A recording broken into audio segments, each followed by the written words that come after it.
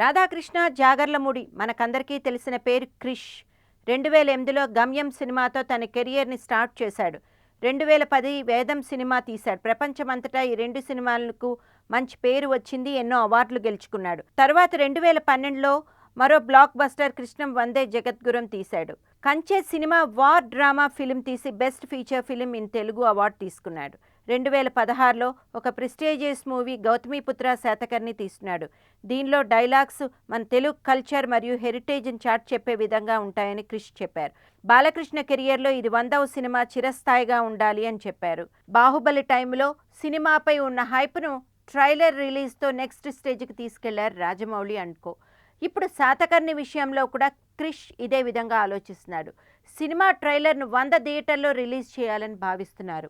అయితే ఇదేదో ఇంటర్వెల్ టైంలో చూపించే ట్రైలర్ కాదు, కేవలం ట్రైలర్ కోసమే 100 థియేటర్లు బుక్ చేస్తున్నారట. మన దేశంతో పాటు అమెరికా, బ్రిటన్ లాంటి ఓవర్సీస్ మార్కెట్లో కూడా ఈ ట్రైలర్ రిలీజ్ కానుంది. దీనికోసం బాలయ్య ముహూర్తాలు చూస్తున్నారట. ఇప్పటికే రిలీజ్ అయిన టీజర్కి అద్భుతమైన రెస్పాన్స్ వచ్చిన సంగతి తెలిసిందే. టీజర్లో చూపించిన స్పెషల్ సీన్స్ను ట్రైలర్లో క్రిష్ హైలైట్ చేయబోతున్నాడని సమాచారం. ఇప్పటి వరకు బాలయ్య ఏ సినిమాకు లేనంత భారీ హైప్ గౌతమిపుత్ర శాతకర్ణి విషయంలో నెలకొంది. మూవీకి సంబంధించి ఏ చిన్న అప్డేట్స్ వచ్చినా అందరూ ఆసక్తిగా గమనిస్తున్నారు. నందమూరి అభిమానులైతే సినిమా కోసం చాలా ఆతృతతో ఎదురు చూస్తున్నారు. ఈ హైప్ను ట్రైలర్ రిలీజ్తో మరింత బలపరచాలని భావిస్తోంది గౌతమిపుత్ర శాతకర్ణి టీం. నందమూరి బాలకృష్ణ 100వ సినిమా గౌతమిపుత్ర శాతకర్ణి సినిమా కొబ్బరికాయ కొట్టినప్పటి నుంచి వార్తల్లో నిలుస్తూనే ఉంది.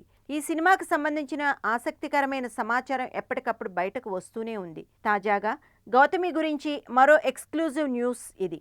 గౌతమిపుత్ర శాతకర్ణి క్లైమాక్స్ ఎలా ఉండబోతోంది అనే విషయాలపై రకరకాల ఊహాగానాలు వినిపిస్తున్నాయి. క్రిష్ మధ్యలో 2 క్లైమాక్స్లున్నాయని, రెండింటిని తెరకెక్కించి చివరకు ఒకదాన్ని ఫైనల్ చేస్తారని చెప్పుకుంటున్నారు. విశ్వసనీయ వర్గాల సమాచారం ప్రకారం క్రిష్ ఈ సినిమా క్లైమాక్స్ ఎలా ఉండాలో ఆల్రెడీ డిసైడ్ అయిపోయాడట. గౌతమిపుత్ర శాతకర్ణి జీవితంలో అత్యంత మధురమైన, చిరస్మరణీయమైన విజయంతో ఈ సినిమాకి ఎండ్ కార్డ్ వేస్తారట. గౌతమిపుత్ర మరణమే ఈ సినిమాకి క్లైమాక్స్గా ఉంటుందనుకున్న ఆ ప్రతిపాదన నుంచి క్రిష్ విరమించుకున్నాడట. శాతకర్ణి విజయంతో ఈ సినిమా ముగుస్తుందని, ఆ తర్వాత భారత స్వాతంత్ర పోరాటానికి సంబంధించిన కొన్ని షార్ట్స్ చూపించి దేశానికి స్వాతంత్రం వచ్చినట్టు, భారత పతాక రెపరెపలాడినట్లు చూపించినా అక్కడ ఎండ్ కార్డ్ వేస్తారని తెలుస్తోంది. పతాక సన్నివేశాల్లో దాదాపు 15 నిమిషాల పాటు వార్ ఎపిసోడ్స్ ఉంటాయట. క్లైమాక్స్కు ముందు బాలయ్య పలికే డైలాగులు ఈ సినిమాకి మరో ప్రధాన ఆకర్షణ కానున్నవని సమాచారం. సో గౌతమిపుత్రుడు 2 క్లైమాక్స్ లేవు, ఉన్నది ఒకటే. అది గౌతమిపుత్ర విజయ పతాకంతో పతాక సన్నివేశాలు తీర్చిదిద్దుతారు. మరి అవి ఎలా ఉంటాయో, వాటిని బాలయ్య ఏ స్థాయిలో విజృంభిస్తాడో తెలియాలంటే సంక్రాంతి వరకు ఆగాల్సిందే.